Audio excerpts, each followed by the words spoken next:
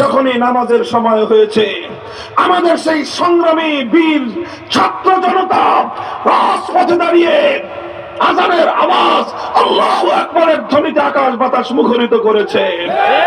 সেই রাজপথ, যেই রাজপথে আবু সাঈদদের রক্ত রঞ্জিত হয়েছে, যে রাজপথে জীবন দিয়েছে মীর মুগ্ধরা, সেই রাজপথে দাঁড়িয়ে আমার ছাত্র জনতা সারিবদ্ধ হয়ে জামাতের সাথে নামাজ আদায় করে আল্লাহর দরবারে রাজপথকে তারা সেই জায়নামাজ বানিয়ে আল্লাহর দরবারে সিজদায় লুটিয়ে পড়েছে। তারপর সেখানে আল্লাহর কাছে হাত তুলে চোখের অশ্রু ছেড়ে সাহায্য কামনা করেছে। আমার আল্লাহ সাহায্য করেছেন, বলেন কথা ঠিক কিনা? আল্লাহর সাহায্যে অবশেষে 5ই আগস্ট বিপ্লব সফল হয়েছে। কাজেই বাংলাদেশের এই বিপ্লবের কথা ভুলে গেলে চলবে না। 5ই আগস্টের বিপ্লবের পর দুপুর 2টো থেকে 3টা পর্যন্ত টেকনাফ থেকে তেঁতুলিয়ায় মুসলমানদের জনপদে অবৈধভাবে গড়ে ওঠা ভাস্কর্যময় প্রতিমূর্তি ভেঙে গুড়িয়ে দেওয়া হয়েছে। কিন্তু হিন্দুদের কোন মন্দিরে, কোন উপাসনালয়ে ফুলের টোকা দেওয়া হয় নাই।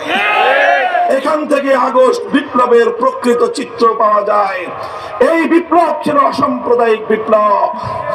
এই বিপ্লব ছিল এদেশের ধর্মপ্রাণ মুসলমানদের তাওহীদি চেতনার বিরুদ্ধে প্রচলিত ষড়যন্ত্রের বিরুদ্ধে বিপ্লব। এই বিপ্লব ছিল সাম্প্রদায়িক সম্প্রীতির বিপ্লব। জাতি, ধর্ম, বর্ণ নির্বিশেষে প্রতিটি ধর্মাবলম্বীদের অধিকার আদায়ের বিপ্লব।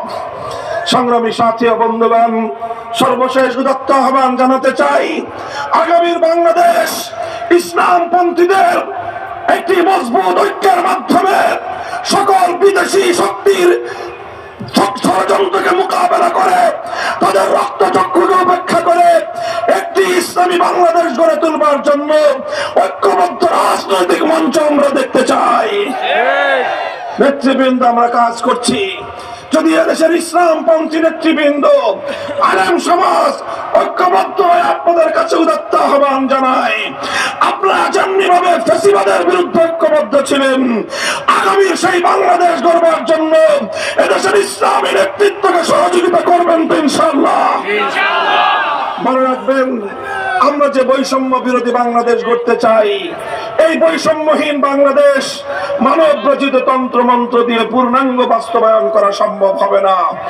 এজন্য প্রয়োজন পূর্ণাঙ্গ সাম্য, ন্যায় এবং ইনসাফের বাংলাদেশ গড়তে চাইলে একমাত্র গ্যারান্টি আল্লাহ প্রদত্ত খেলাফতের ব্যবস্থা, ইসলামী রাজনীতি খেলাফত ব্যবস্থা চাই। সেই খেলাফত ব্যবস্থা বাস্তবায়ন করার জন্য বাংলাদেশ খেলাফত মজলিস, বাংলাদেশ খেলাফত যুব মজলিস, বাংলাদেশ খেলাফত শ্রমিক মজলিস, বাংলাদেশ খেলাফত ছাত্র মজলিসের নেতৃত্বে পাড়ায় পাড়ায় খেলাফতের দুর্গ গড়ে তুলতে হবে। আপনারা খেলাফতের দাওয়াত মানুষের কর্ণকুহরে পৌঁছে দিন। ইনশাআল্লাহ আমরা সোনার বাংলাদেশ দেখেছি, নতুন বাংলাদেশ দেখেছি, সবুজ বাংলাদেশ দেখেছি।